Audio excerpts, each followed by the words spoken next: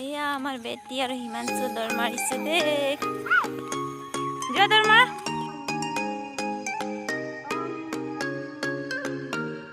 গাইছ এয়া হাজবেণ্ডে জাল মাৰিব গৈছিলে ৰাতিপুৱা ৰাতিপুৱা এয়া অহা মাছ লৈ আহিছে। ইমান ধুনীয়া ধুনীয়া মাছ।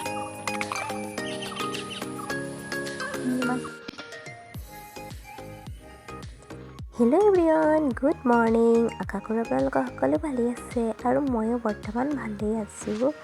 এয়া আমি ৰাতিপুৱা সময়টো হৈছে 4:30 বজাত উঠিলোঁ গাইছ। এতিয়া মৰ্ণিং ৱাক যাবলৈ আমি ওলালোঁ। 4:41। এইফালে আমাৰ টিকলিজনীও যাবলৈ ৰেডি।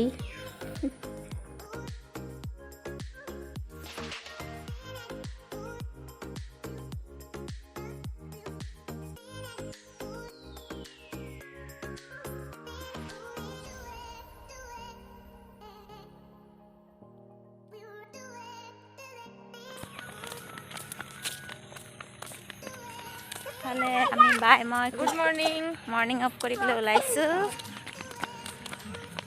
এতিয়া হ'ল আৰু এসপ্তাহতকৈ বেছিয়ে হ'ব। ৰাতিপুৱা ৰাতিপুৱা সোনকালে উঠিবলৈ চেষ্টা কৰিছোঁ। অলপ স্বাস্থ্যত যতন ল'ব লৈছোঁ আৰু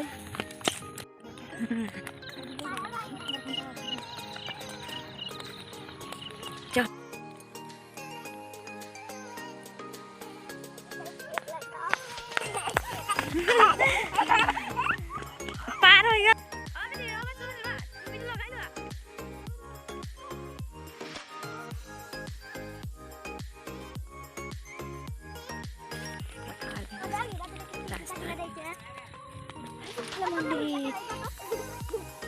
এইফালে গাইছ হনুমান মন্দিৰটো আমাৰ ৰাস্তাৰ পৰা দেখাইছোঁ।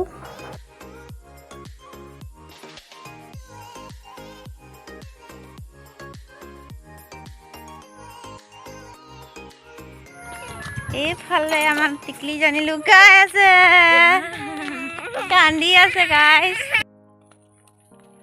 তো এইফালে গাইছ আমি আহি পালোঁহি মৰ্ণিং ৱাক কৰি পিনে। তো গাইছ ৰাতিপুৱা ৰাতিপুৱা উঠিবলৈ চেষ্টা কৰিছোঁ গাইছ। হ'ল আৰু কেইদিনমান, নহ'লে আগতে মই ইমান দেৰিলৈকে শুই থাকোঁ। নিজৰ গাটো আৰু নিজৰ দেহাটো মানে খুবেই আৰু বেমাৰী নিচিনা লাগে। তো গাইছ সোনকালে ৰাতিপুৱা উঠি পিনে যিটো বতাহ বলে সেই বতাহটো গাত লৈ লোৱাটো ভাল।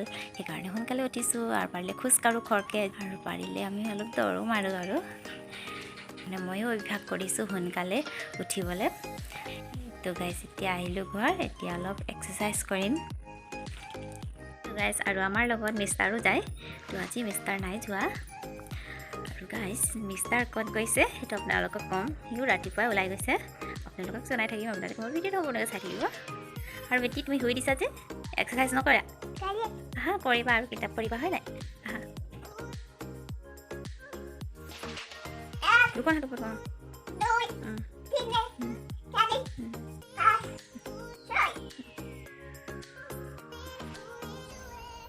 এয়া গাইছ আমাৰ টিকলি এক্সাৰচাইজ কৰিছে। সদায় কৰিলেতো ভালেই গাইছ, হয় নাই কওকচোন? আমাৰ বেটি এদিন দুদিন কৰে আৰু কেতিয়াবা এলাহ কৰে আৰু কৰিবলৈ গাইছ।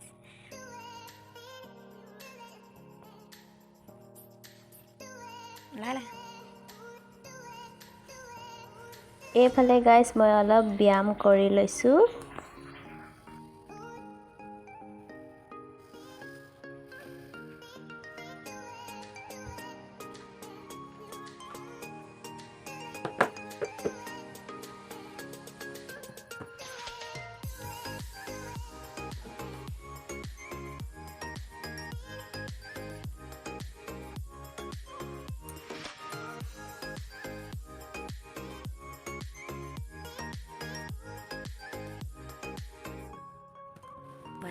ঘৰত এনেধৰণে মই 20-25-30 মিনিটমান মই এক্সাৰচাইজ কৰিম আৰু এনেধৰণে মই সদায় কৰিম।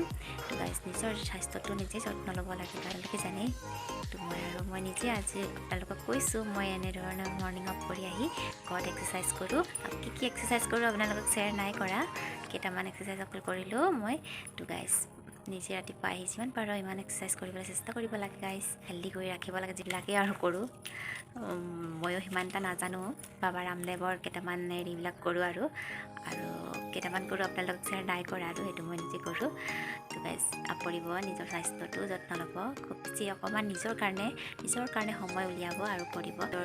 মানে যত্ন নল'লে কি হয় বেমাৰ আজাৰ নিজৰ স্বাস্থ্যও ভাল নাথাকে সেইকাৰণে গাইজ অলপ নিজৰ প্ৰতি যত্ন ল'বলৈ অকণমান নিজৰ কাৰণে টাইম উলিয়াব যিমান পাৰে তথাপিও মই কৰিছোঁ গাইজ বেয়া নুবুজিব দেই মই এয়া আজি এনেকুৱা ধৰণে কৰিলোঁ আপোনালোকক দেখালোঁ আপোনালোকৰ ভিডিঅ'টো চাব আৰু একো বেয়াকৈ কমেণ্ট নকৰিব দেই ময়ো সিমান এটা নাজানো আৰু কৰিছোঁ আৰু আপোনালোকক জনাই দিছোঁ মই কৰোঁ যিটো তো আৰু চাই থাকিব মোৰ ভিডিঅ'টো আজিৰ দিনটোত সেই গাইজ হাজবেণ্ডে ৰাতিপুৱা জাল মাৰিবলৈ গৈছিলে তো গাইজ এতিয়া আহিলে আৰু মাছ কেইটামান পালেহি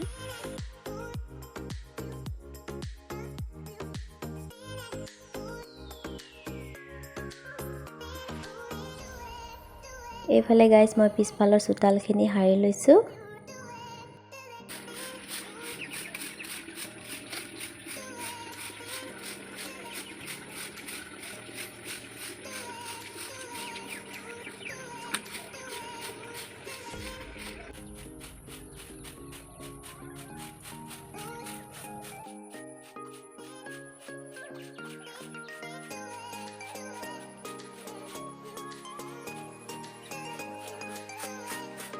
এইফালে মই ব্ৰাছ কৰি লৈছোঁ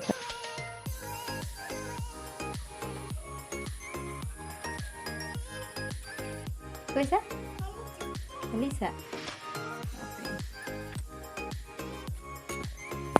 তো গাইজ মই গাটো ধুই লওঁ এইফালে গাইজ মই মাছখিনি বাছি ল'লোঁ এইখিনি চফা কৰা হৈ গ'ল মোৰ মাছখিনি গাইজ মই পুঠি মাছ কেইটামান ডাঙৰ বাছি লৈছোঁ তো গাইজ মই এতিয়া বনাম ঔটেঙা আৰু কেইটামান ঢেকীয়া শাক বুটলিটো পাৰিলোঁ কেইটামান ঢেকীয়া শাক আৰু ঔটেঙা পুঠি মাছ আৰু ঢেকীয়া জোল বনাম আজি এইফালে গাইজ আমাৰ ঘৰৰে চেনিকল গাইজ পকি গৈছে পূৰা ওপৰত দেখাইছে বাকলিটো ক'লা কিন্তু ভিতৰত ভাল আছে বেয়া হোৱা নাই বিশেষকৈ ভিতৰত ধুনীয়া দেখিছে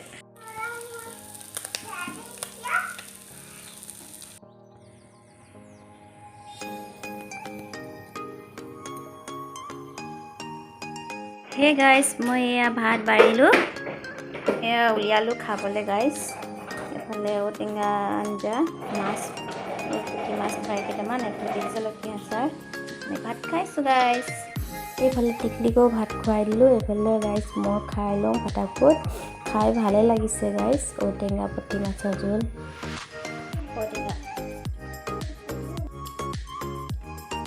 এইফালে গাইজ বেটি স্কুল যাবলৈ ৰেডি হৈ গ'ল আৰু লগতে ময়ো ওলালোঁ বেটিক স্কুললৈ লৈ যাওঁ গাইজ আজি মোৰ ভিডিঅ'টো চাই আপোনালোকে কেনে পালে জনাবচোন কমেণ্টত যদি ভাল লাগিলে তেন্তে লাইক কমেণ্ট আৰু লগতে ছাবস্ক্ৰাইবো কৰি দিব আৰু যিবিলাকে মোৰ ভিডিঅ'টো নতুনকৈ চাইছে প্লিজ মোক ছাবস্ক্ৰাইবো কৰি দিব আজিলৈ আহিছোঁ মই মাতে মই কৈছোঁ বাই আৰু লগ পাম অন্য এটা ভিডিঅ'লৈ